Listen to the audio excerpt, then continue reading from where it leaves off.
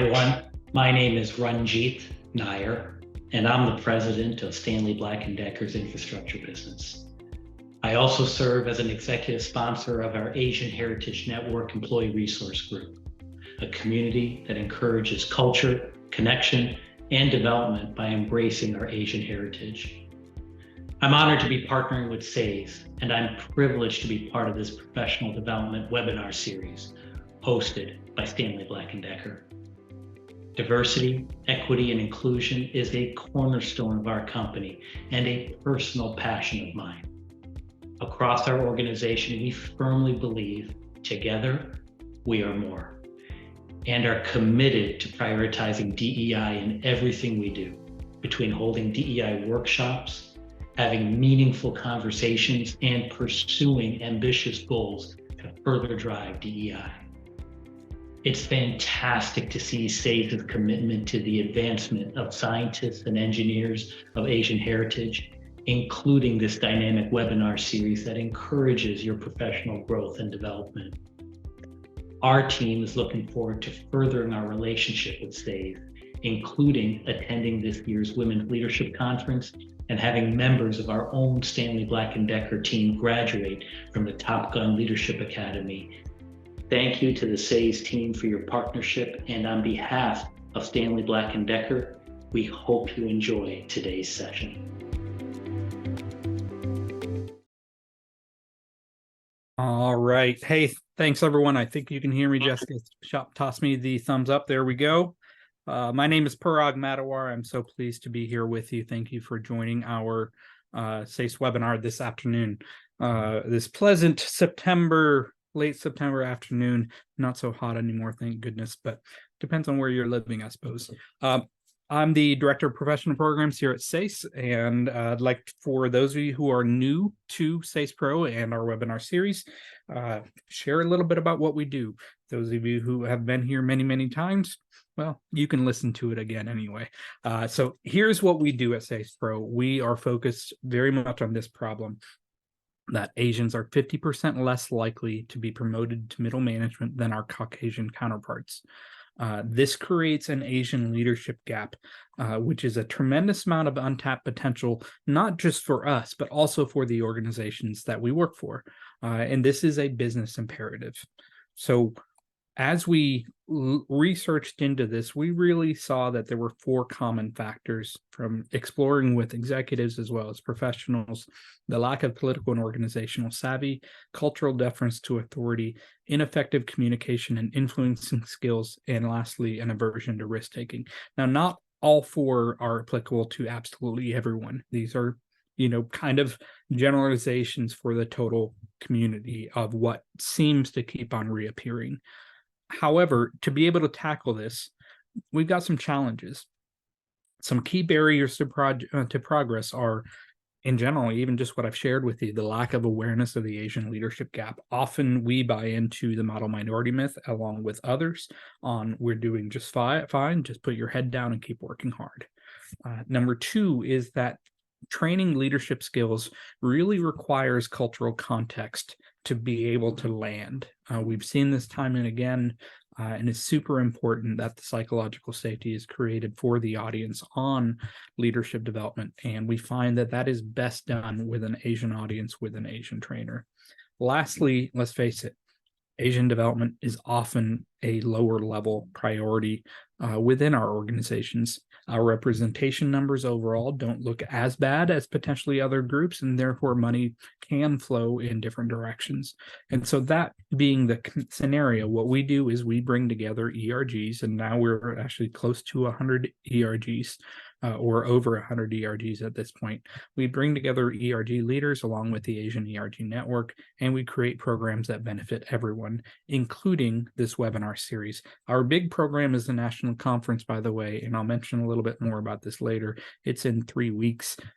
Today is the last day for regular registration. Jessica's going to toss in the the link for our conference page in a little bit. She's very flexible. I didn't tell her I'd do that, but I know she'll figure it out and toss it in. But let me get to this program. This is a week, monthly program that we have, the SASE Pro webinar series, that is sponsored by Stanley Black & Decker, allowing us to provide this for free, roughly monthly, with training partners or interviews with senior executives. We will post the recording on the website within a few days, and it'll be available for 2 months or more.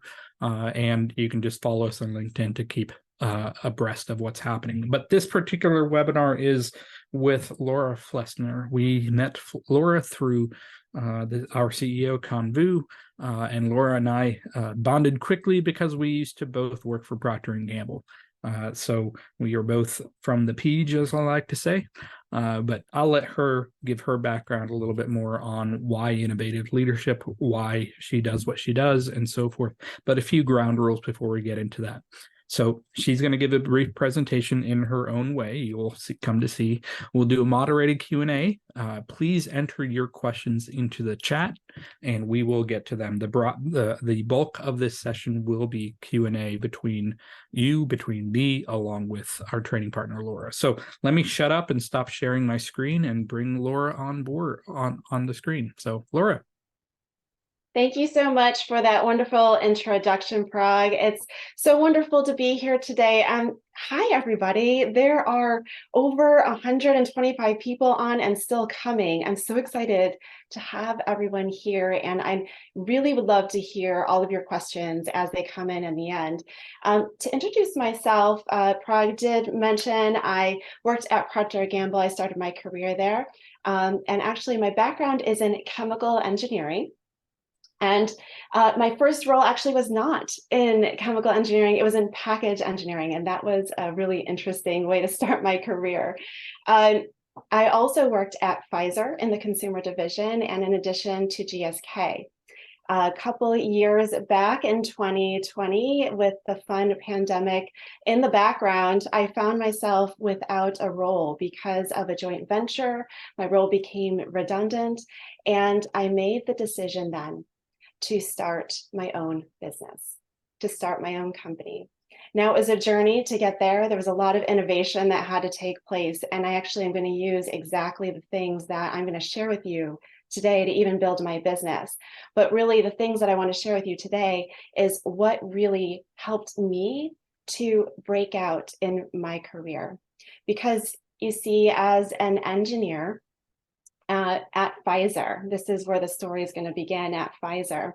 I'm about 10 years into my career at this point, and I am doing really great work. I'm getting really wonderful recognition, and I want to see more movement for my career, but it didn't happen. Right? And I ask, what else do I need to do? And the feedback I get is, you're doing just great. Keep doing what you're doing. And I'm like, that's not helpful. But at the time, actually, I loved where I worked. I loved the brands I worked on. There was Chapstick and Centrum and Emergency. It was really cool stuff. And I loved the people I worked with. They were really great. There was no, direct biases that were going anywhere. And it was a wonderful working space. I also was a young mom at the time. I had 3 young kids, all under the age of 5. And so having some stability in my career was important to me at the time. So I wasn't going to make any big jumps or changes at that point. What I ended up doing was funneling my energy on a side project. A side project where I had a lot of passion around. I had this idea to create an innovation space. Okay, it was not a groundbreaking idea, but we were supposed to be a really innovative company here at Pfizer. And I look around, and the space is cubicle land. Like, how can we be really, truly innovative when we don't even have the space to collaborate? And the thing is, I shared this idea with so many different people. I'm not yet a director at this point, right? I have no political influence. I share my idea to so many people, and the response I got was amazing. Yes, we should totally do this. This is a great idea. And so I waited for it to happen, for someone to take the reins and to go, and nothing happened. So I decided that I was going to try to do this because I knew it needed to happen. And I knew the impact it was going to make. And so in the end, I was able to get stakeholder support from the president of the organization, $1.5 million, and half of an entire office floor to completely reconstruct into an innovation space. And the first year it opened, over 65 teams used it.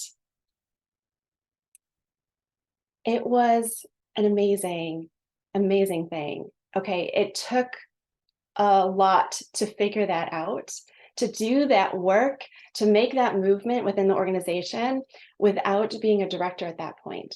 But I was able to do that. And the thing was, it wasn't my intention in creating this innovation space. But after I did that, people saw me differently. They said, wait, Laura did that? Laura in R&D, this quiet Asian girl, because I'm an introvert, did that. And that is what opened up my career, because then all of a sudden people saw I could make things happen. This is what I call innovative leadership. Innovative leadership. And just a note, if you hear barking in the background, I have 3 dogs. So thank you for understanding. And it's also the time where my kids are getting home from the bus. So there might be some commotion downstairs, but we'll just keep going. So innovative leadership, as a definition, I think of as a step beyond thought leadership, because thought leadership is really, expertise in an area, in a space, and pushing boundaries and growing that, how you can go about doing those things. And the innovative leadership is making an idea within that thought leadership space actually happen. It's that transition from an intangible thought to a real life thing that has value and has impact. So this is what I want to share with you today, is about innovative leadership and how innovative leadership can help you to break biases that people might not even realize they have against you. Because that's the thing, is I never experienced bias outright, except for early in my career, where I went to a plant one point, and sometimes those plant cultures can get a little rough for young women. But besides that, in the regular workplace, as I'm trying to grow my career, right, I never had outright bias. But I am a woman. I am Asian. I look really young. I was a young mother at that point, and I'm an introvert, right? There's some stuff going on where people had certain expectations of me. So let's talk about innovative leadership. And I want to give you 3 secrets to how you can harness the power of innovative leadership for you. Okay, so with this is where I want to ask you guys to get involved a little bit, because you're going to get the most out of this if whatever you put into this. Okay, so you're going to use the chat feature. Get those hands, put them on the keyboard, and we're going to talk about secret number 1. And I'm going to ask you, secret number 1, leadership is. How would you finish this sentence? What is leadership? Go ahead and put that in the chat. I'd love to see what is the first thing that comes to mind for you when you think about leadership.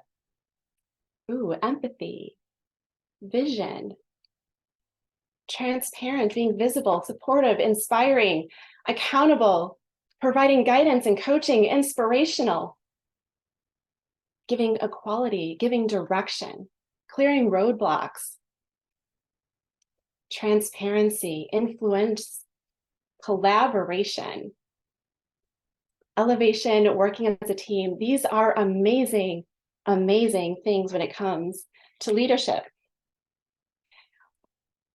I haven't seen this one yet. You ready for this? Leadership is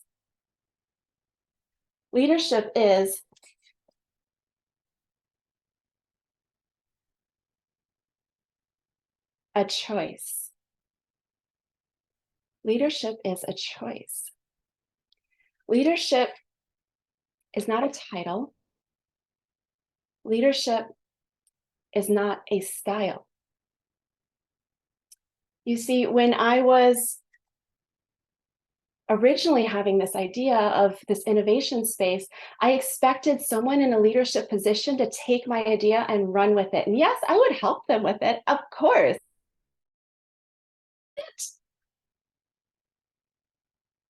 No, that's because I didn't believe that leadership was a choice. But in fact, you don't have to be a director to lead an idea. You don't have to be assertive, outgoing to lead an idea, right? So this is what I want to share with you, because all of the things that you listed, yes, I completely agree. Those are amazing characteristics of leadership. But I want you to realize that leadership is a choice. It's not a title or position you are assigned. It's something you can take on.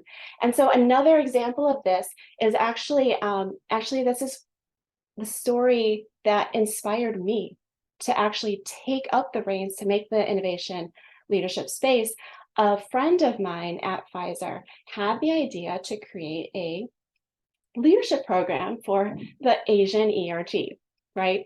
At the time, there was lots of leadership training and different support, but the idea was to have a year-long program with a cohort where you can learn together and get your hands dirty, actually do the things you're learning to be able to download the information you're taking in.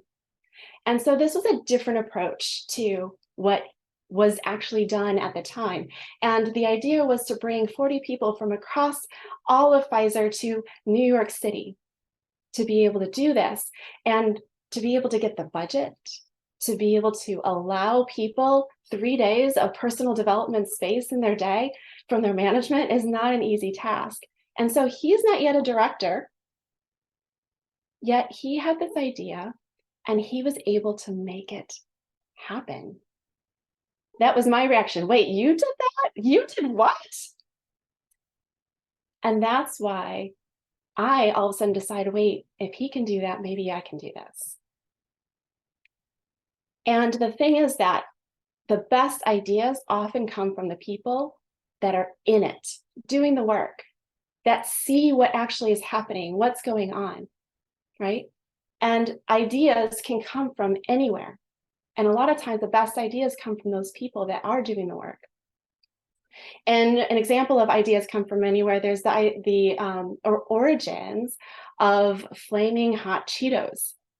And the person who invented flaming hot Cheetos decided to just try it at home one time when they were watching sports, and they decided to put chili powder on Cheetos, and boom, whoa, it blew their minds. But you know who it was? It was a janitor at Frito-Lay. A janitor at Frito-Lay was the one that brought this idea to his company to make that happen. And now it has one of the biggest followings of one of their products. Okay, so I don't have a ton of time. I'm going to keep moving on to secret number 2. But remember, secret number 1, leadership is a choice. Secret number 2 comes to how you break the bamboo ceiling. To break the bamboo ceiling, we're going to use the brain a little bit. To break the bamboo ceiling, it's a really interesting tactic that actually I'd never heard of before. It wasn't until I actually used it that I realized this is the power of how it works. So to break the bamboo ceiling, you do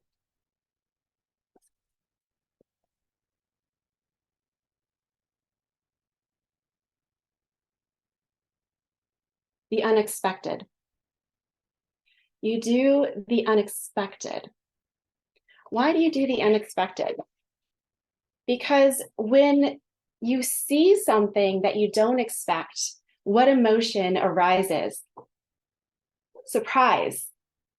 Surprise is a really powerful emotion, and emotions we know are very powerful in the brain because it's one of the oldest parts of our brain. It's in the back, and actually information comes to our brain. It hits the emotion before it hits the logical center of our brain. So emotions drive so much of what we do, and the emotion of surprise is really interesting because what it does is it breaks expectations.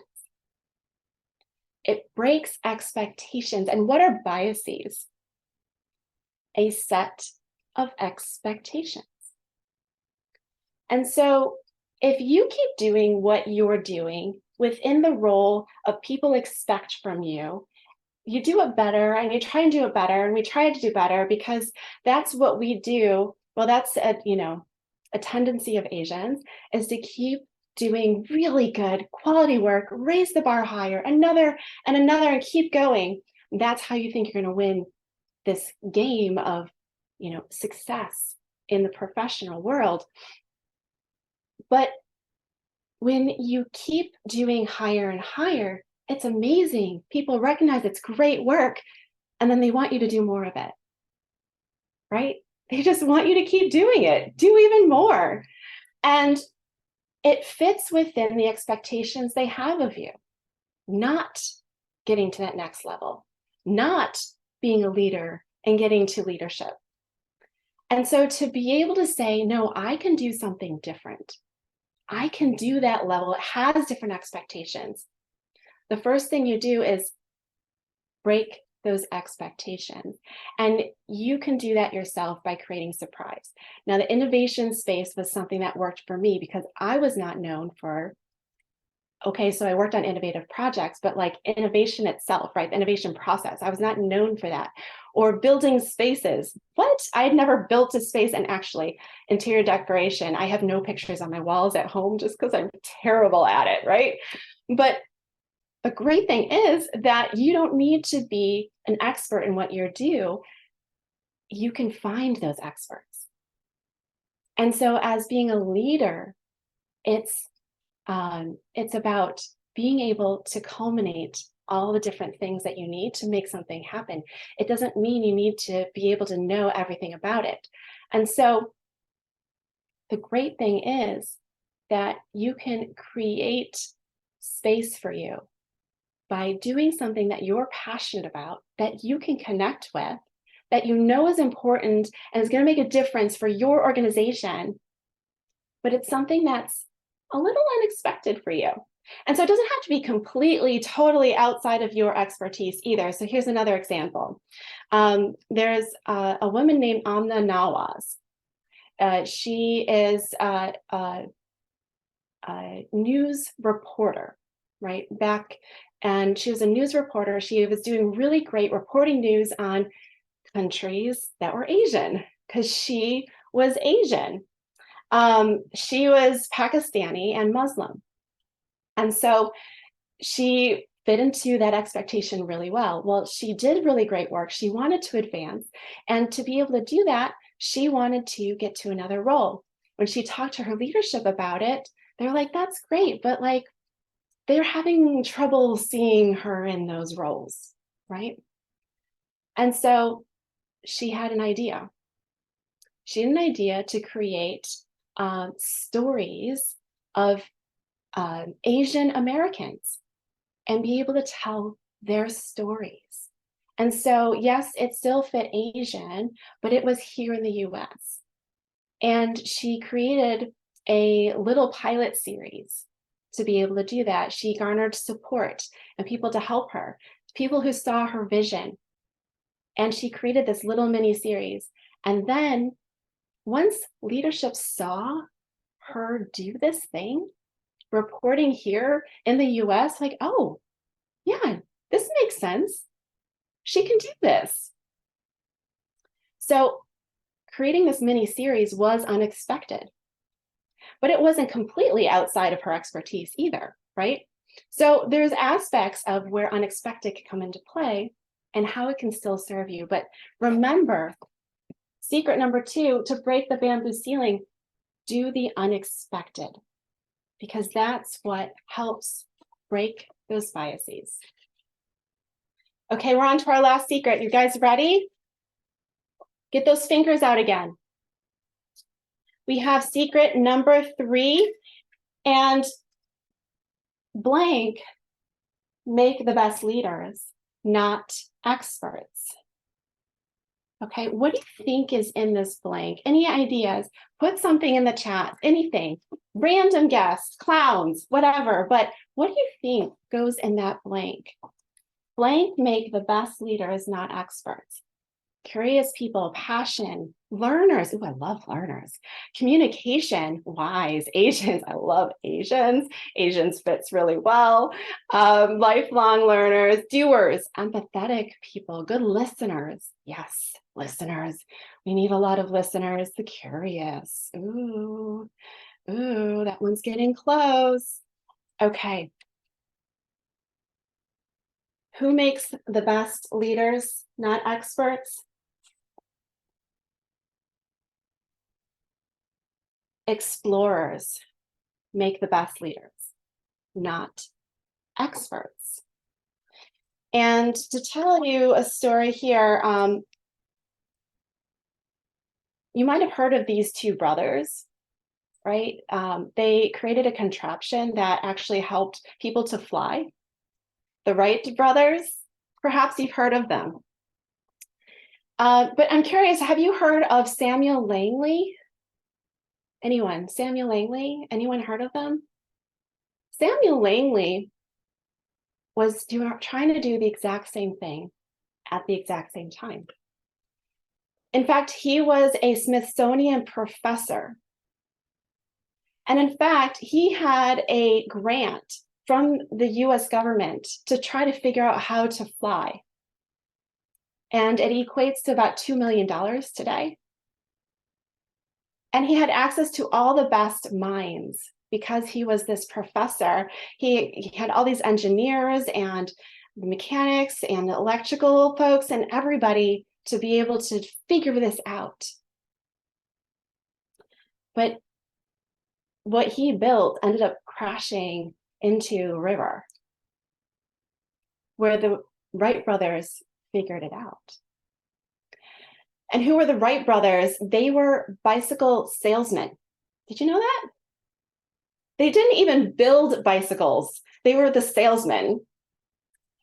But what they had was a passion and a desire to figure this out. They also had this curiosity, this tenacity to explore and try different things. And in fact, they tried different prototypes, of course, before. And as engineers, we understand the power of iteration and prototypes. Like first they tried the kite, then they did this glider before they actually did the flying plane. But it was the fact that they were explorers that led them to be able to do this thing. Because when we're experts are really important. They are really important, especially because we strive to be experts in our field and expertise. But the thing is, experts help make decisions. Experts don't lead. And so I'm curious, when you think of experts, what are the things that come to mind? Go ahead and put that in the chat. What are the characteristics of experts first?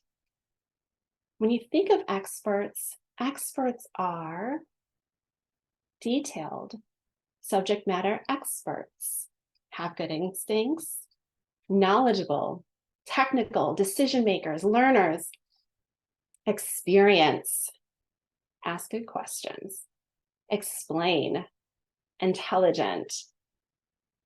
Yeah. So when you have all this information about a topic, what our brain does to at that point is tries to reconfirm and reaffirm the information we have. And the danger of experts is actually having confirmation bias with what we know. Whereas explorers, what are some characteristics of explorers? Go ahead and write that down. Characteristics of explorers are open-minded, risk takers, curious, adventurous, try everything. Yeah. Brave, daring, risk-taking, courageous, amazing. And so when you're going into uncharted territory, when you're creating a new thing, a new idea, something that hasn't been created before, or if it's been created, it hasn't been created here before, what characteristics will help you to get to that unknown place? It's the explorers. And so as Asians who also, right, as a tendency of Asians is to be experts in best in our fields, this was something that was eye-opening to me. And the fact that leadership actually doesn't have to do with expertise. It has to do with what I had to create my expertise, because I had to be an explorer in the first place to create the expertise that I have now, right? So it was tapping back into that explorer mode to actually lead. So, as a quick recap, secrets to innovative leadership. So you can have the power of an innovative leadership to be able to demonstrate your leadership, also show others what you can do and break biases that people might not even realize they have against you. There's secret number one, leadership is a choice. That's a choice you can make. Secret number two, getting the right angle, break the bamboo ceiling, do the unexpected. Create that surprise. And secret number three is explorers make the best leaders, not experts. Okay. That's what I love to share with you today. Now what I love to do is go to questions. Parag, this is where I'm excited. You come back. I come back. Let me add my spotlight. So, Jessica got it before me. This is fascinating. I remember, for the explorers in particular, that makes a lot of sense. When I started at Proctor, there was this notion about for advancement, you need to minimize the number of changes from position to position. Maybe you've heard something like this similar. Only change one of location, job type, and business unit at a time. And it was intentionally to minimize the disruption and be able to chart a clearer path and ensure that your network that you've built up of folks who have experience with you is maintained and so forth. Did you ever get any coaching like that as well? Does that sound familiar at all? It sounds familiar. I've completely heard that before. And it depends, for me, honestly, it depends on what's going on in your personal life.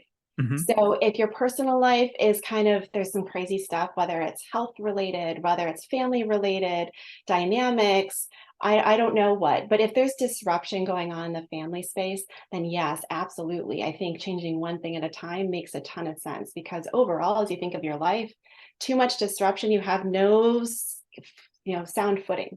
Mm-hmm.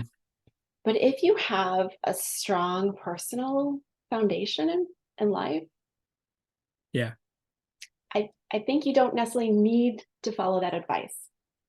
Yeah. Well, I think, as they evolved, they were finding more and more that especially to get up to senior ranks, they wanted people who had been in different business units. They wanted people who had been in different functions, had been in different regions, and eventually evolved this scorecard of, okay, all these different elements. And quite honestly, you couldn't get beyond a certain level unless you had ticked off more of those boxes that showed that you weren't just an expert in your business unit, but you had the breadth of understanding across others. And so that's one of the things that kind of came to mind of coming from your examples. And I'd never really thought about it from the explorer mentality, but it makes perfect sense.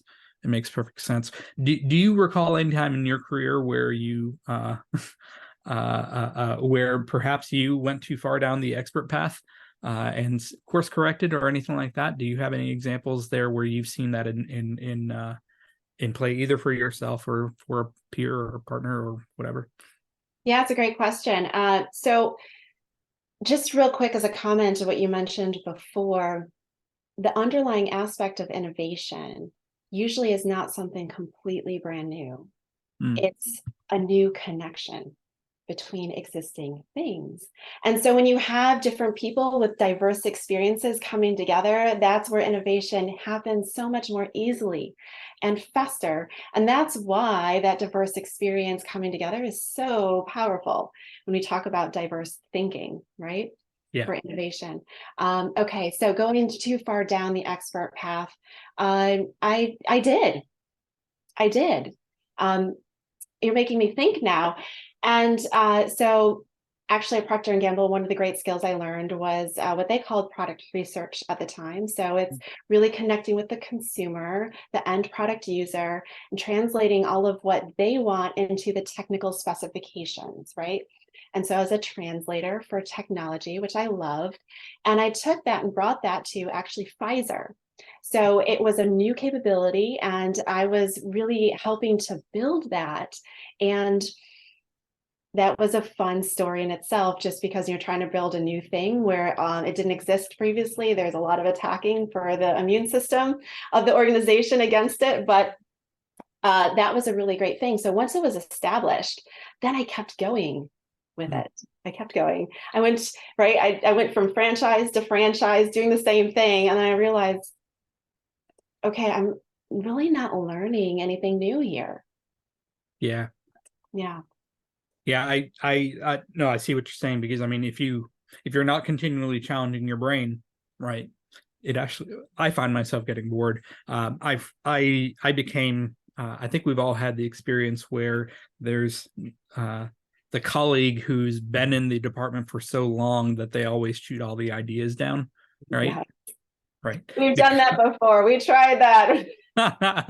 And I remember I was, at Procter, we move around roles pretty frequently, and I was at a plant for about 5.5 years, and I became kind of the resident expert. And I caught myself in a meeting once saying, no, shooting down an idea and saying, no, we've already tried that. This won't work because of the XYZ. And I was just like, holy cow, did I just do that? And I went to my boss, the plant manager, after that, and I was like, it's time for me to leave, isn't it? And I was like in a pretty critical to the plant. Like nobody would have.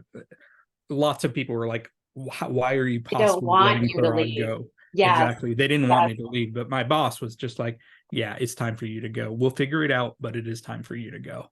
And I think that's a great point, Parag, and the fact that when we build our expertise, we build almost a dependency on us. That's right. Right. That's right. Yeah. Yeah, but I mean, I'd gotten to the point where I was closed off to new ideas because I already had that the bias in my head of how things should be, and I was immediately shooting things down without considering it again. And so I really liked your. That's what the expert thing kind of came into my mind for that. We've got a great question that got a couple of thumbs up here. How do you encourage a culture of exploration in a team? Specifically, how do you encourage it in a team of people who are not used to being explorers? It doesn't embed. Like, how do you even get that started? Yeah, absolutely. The simplest thing that comes to mind here is a fantastic question, because as leaders, you want to help influence the culture that you want to create. And exploration especially is important as you're trying to go towards this unknown. So the biggest, most powerful tool to do that is open-ended questions. And also to avoid giving an answer. So you get a question and you're used to, oh, I got that. right? I want to show my expertise. I'm all over this, and you give an answer. If your main point is to encourage explorers, it's to, I don't know, what do you think? What are some resources that can help us with this? Mm. Who else should we talk to? How can we learn more about this? And so by demonstrating, right? Usually that's as role models that came up as leader. It's a huge piece of it. Demonstrating the culture that you want to create is going to be a big piece of that. Okay. So don't answer the question, instead fire off another question, in a sense. Am I hearing that right? That's exactly right. That is exactly right. And it's so against what we've built ourselves to react as. Now, you can eventually give some thoughts after, right? You've gotten their brains working, but you have to activate them first. Because especially if you've created that dependency on your expertise already, they're just expecting an answer. They're expecting it to be easy. They're expecting you to give it to them. Right. I could see this getting super annoying, though, right? If you do it nonstop. Like, I've also had the leaders who never answer a darn thing. They just constantly pitch another question back to me. And that I think but especially as Jason is saying, in a culture that doesn't explore, then it's super critical to really upset that balance in a way, right? It's gonna be not met with happiness in the beginning. That's fair. That's fair. Right. Yeah. Any change that needs to happen, there's going to be some resistance to. And so you have a couple of choices of either to ease that transition or just to be able to, start helping them through that process of adjustment. Gotcha. Going back to your unexpected one, that can feel confusing, right? Unexpected sometimes, like, oh, okay, well, I'm just gonna, in the middle of a meeting, just start yelling. Okay, that's unexpected. Does that work? Obviously no, but like, draw a few more boundaries for us, or provide maybe an example maybe that you've experienced or have coached someone through, or something that helps make that a little bit more tangible and frameable for us, perhaps. I love this question. It's so great. Thank you so much for asking. And when I teach about innovative leadership, I actually have a 3-step process to take you through, and like, how do you go about this? And so that's really hitting on step 1. Step 1 is about creating a powerful idea. Okay. And that's what the unexpected is framing around. The idea has to be powerful to begin with, and it has to meet a couple of criteria to be powerful and to increase your probability of success. Because we know innovation has a rough correlation with success, because McKinsey cites like over 95% of new products and businesses fail. Right. Mm-hmm. So that equates to new ideas just in general, so how do you increase that probability of success? So I have a model of what I call the 3 rings. Okay. So I'm getting my trustee board out, and just for you guys, so you know, the reason I do this instead of slides, it's to, well, do the unexpected. It makes you pay attention a little bit more, right? You didn't expect me not to have slides. And also, if I can condense it in something I can write or draw quickly, you're more likely to remember it. So that's my idea for you. Okay, so here we go. 3 rings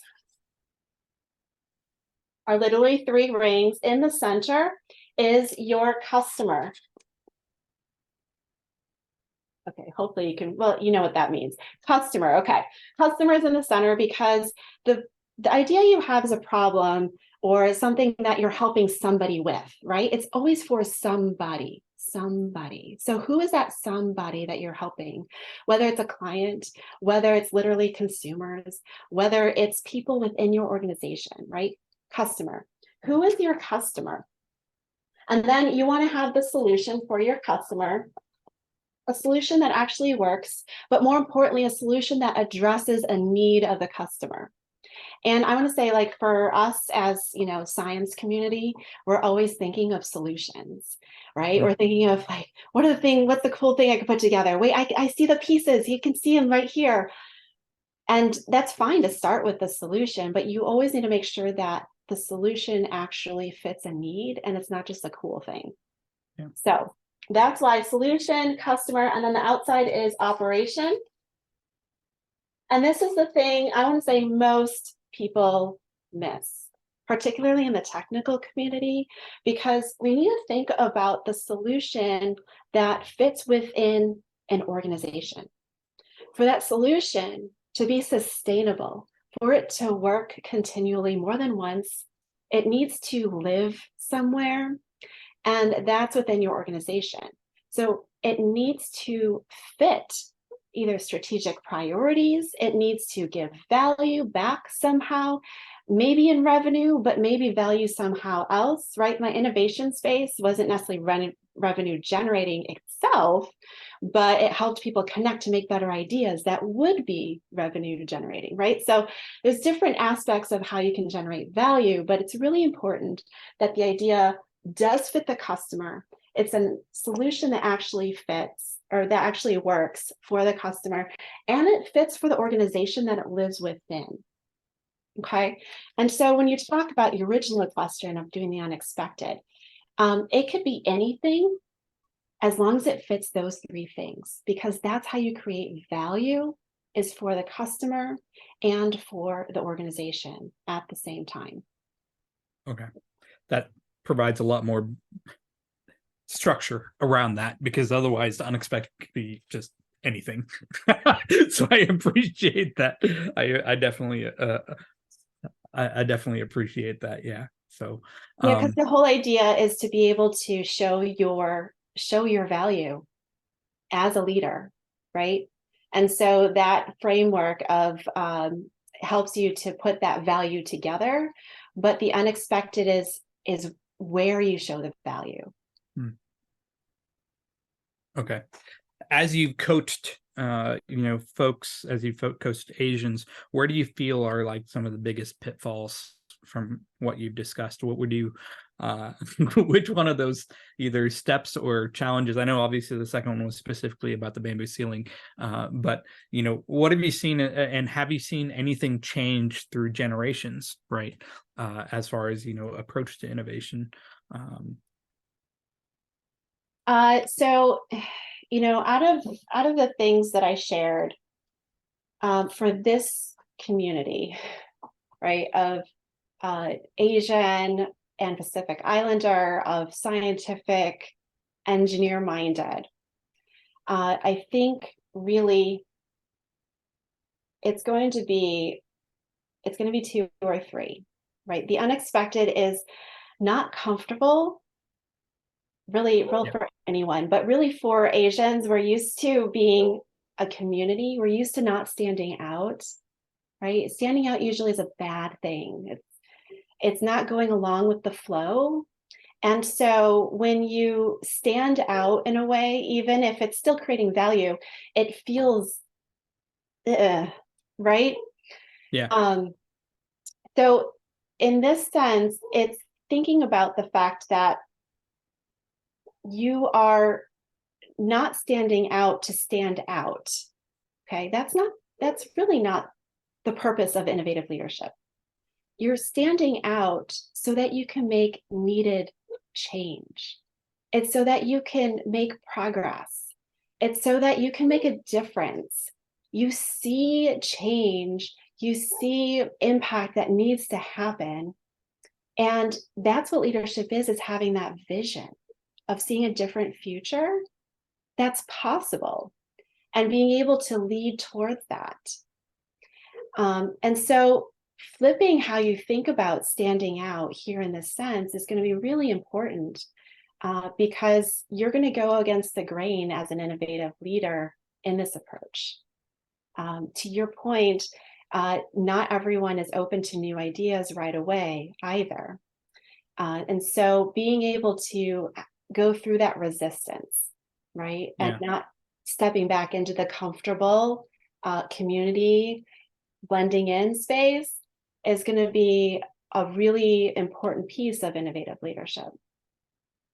That what you shared just reminds me of that a phrase, getting comfortable with being uncomfortable, in a sense, right? It's because to try and overcome that initial gut reaction of, oh, let me retreat to my safe space. And there was I don't know if you've seen this, there was a TED talk on a guy who wanted it was rejection therapy. So he spent 100 days or whatever like that every single day going out to get rejected by something, just to desensitize himself to no, right? And then sometimes along the way, whatever outlandish thing he was asking, they would say yes.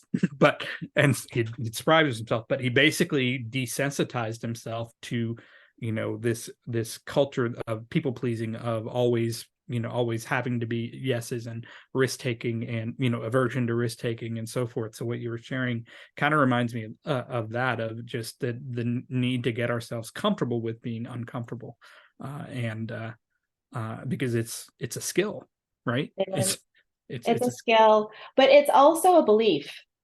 Okay. It's also a belief, because if you feel uncomfortable right now, often our mind is automatically wired to uncomfortable means pain, it means danger, right? And so you retreat back to safety. But safety doesn't and success don't go together. They just don't. You can't do that. You can't have both.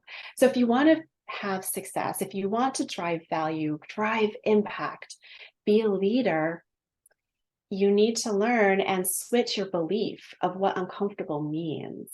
And so for me, when I feel uncomfortable, that to me is a signal of growth. That means there's an opportunity here. There's an opportunity to push past what already exists, to create, to build, and maybe even that's building my own skills. So to me, it's uncomfortable is a cue, and turn it into a positive cue. I like that. I like that a lot. I mean, in reality, anytime you learn something, you are basically being uncomfortable because you are going into a space that you don't know before. We often think about it mentally as getting more degrees, but every single degree, single class that you've taken, you stepped into the content, into the classroom, into the book that you're reading, being uncomfortable in a way that putting yourself out there on the unknown and grasping it. And so if we're able to kind of shift that mentality toward the broader world, the broader workplace, whatnot, and actually say, you know what, actually we are taking a risk by learning something new.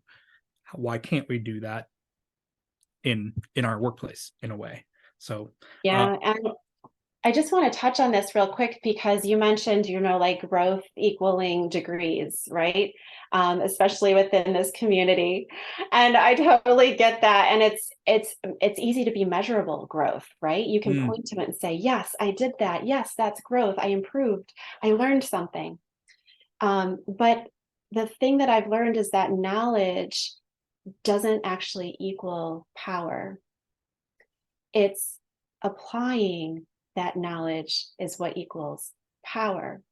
It's building the skills through doing, through trying something again and again after it wasn't done great the first time, because it's never going to be done great the first time. It's building those neural pathways in your brain and thinking about each time you do a thing, it's the first thing is like a string. And this time you do it, you build another string onto it so that the more you do it becomes a rope, and that has that strength and that skill is there. And so innovative leadership is honestly a course, but you're the one that's leading it. And you don't necessarily come out with a degree, but you come out with an impact you make. So I just wanted to make that correlation. Gotcha. No, thank you for that. I'm going to take one last question. And someone asks, my manager appreciates my expertise, but thinks I'm a bit on the reserved side. Any suggestions on how to break through this? Yeah. That's me as well, and I totally relate to that. And the great thing was that I had seen some really great leaders in my organization that actually were on the reserved side. So I had people to look to and to point to say that yes, leaders can be reserved and actually be really powerful leaders because they do listen. They usually have more empathy. They can get to the root of problems, right? There's a lot of power in that style. And so what really, I mean, what helped me was to show that I could do things with that style. So I didn't change my style when I created the innovation space, right? I had more one-on-one conversations to get people on board. And that helped when I went into the big presentation part so that I didn't have to sell everyone just in the presentation. I've already talked to everyone, they're on board and let's go. And that connection actually is so powerful in a different way than the charisma of being, right, a big presenter and really outgoing. So my advice is don't change. You can learn presentation skills, okay? That usually is a harder thing for reserved people, and it is a very different thing, but you don't necessarily need that entirely to be successful. And so the biggest thing is, if you choose to go innovation leadership route, you have an idea, go after it, you can show and demonstrate, you can make a difference, you can lead a thing, you can bring people together in your own style, because this works in every single style. Fantastic. Thank you so much for that. I'm going to wrap it up here with a couple of things. First off, for those of you who are interested and want to connect with Laura, her email address, laura@thinkmindtap.com. You can definitely reach her at on LinkedIn, and please reach out on LinkedIn. Yeah, reach out on LinkedIn is probably the easiest and the best. And so with that, also, you know, Jessica's going to fire up a survey real quick. There are 3 questions. Please be sure to answer them all and submit. This is how we know we are on track with this type of stuff. And lastly, next month, we've got a conversation with Minorities Da Silva from Stanley Black & Decker. We'll be releasing a little bit more about what specifically this is. Jessica is going to toss in the chat how you can sign up at saseconnect.org/webinar. You can just click and sign up now. And our big event, our national convention and STEM career fair, coming up in October 11th through 14th. At this point, we have actually over 700 people who have signed up. The professional conference we are still allowing more registrations to come in, but today is actually the last day of regular registration rates. Tomorrow it increases by another $150. So Jessica tossed into the chat the website. If you are interested, we've got 12 trainers, we've got well over 50 workshops and sessions, and I've got now almost 80 senior Asian executives who will be present, sharing and lots of interaction with these executives. So if you're able to join us, please do. I probably will cut off registration sometime next week or the week after, or early the week after. So please consider joining us now. And with that, you know, make sure you follow us on LinkedIn. We are constantly doing programs for our community. And that is it. Thank you so much. And Laura, thank you so much for your time. Really appreciate it. Had a fantastic time chatting with you. We did not actually plan all those questions out. I tried to throw some stumpers over to her, but you knocked all of them out of the park. So I've got they were all new. They were all new questions. Exactly. I've got to work harder, because one of these days I'll be saying, why did you ask me that? This never happens. So, oh well. So, hey, thank you, everybody. We will see you not next month. Next month is conference, so we'll do the next one in November. Okay? Thanks, everyone. Have a great day.